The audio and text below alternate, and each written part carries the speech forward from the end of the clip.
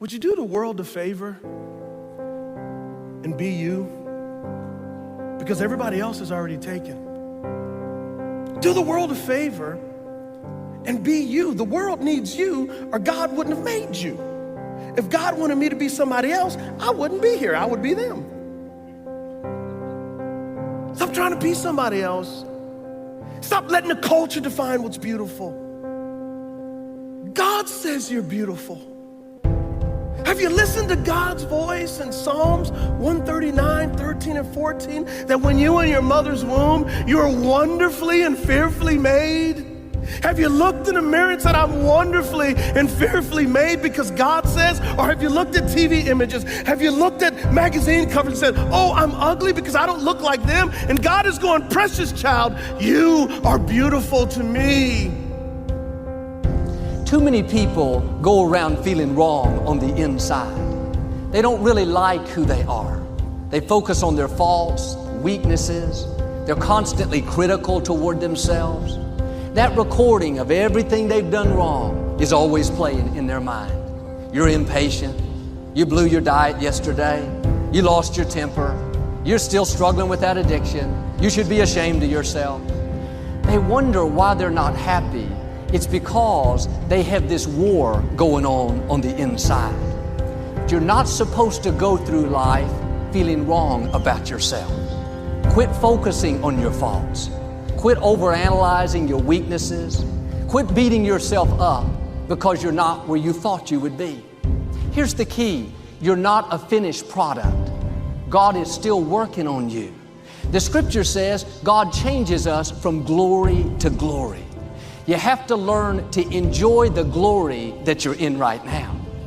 You may have some weaknesses. We all do. There may be some areas where you know you need to improve, but being down on yourself is not going to help you do better.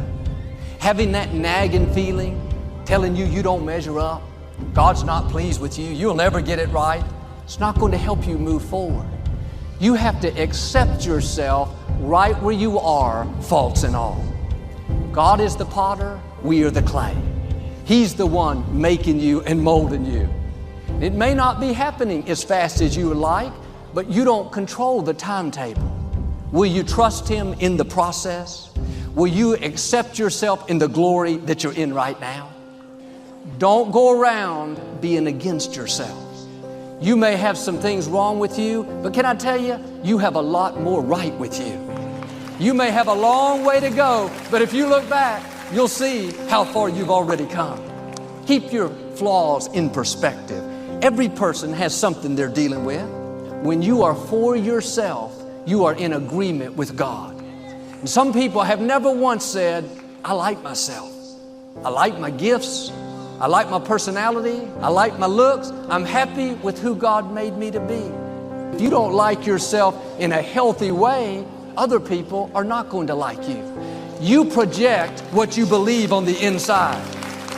If you feel wrong about yourself, you project inferiority, unfriendliness, discontentment.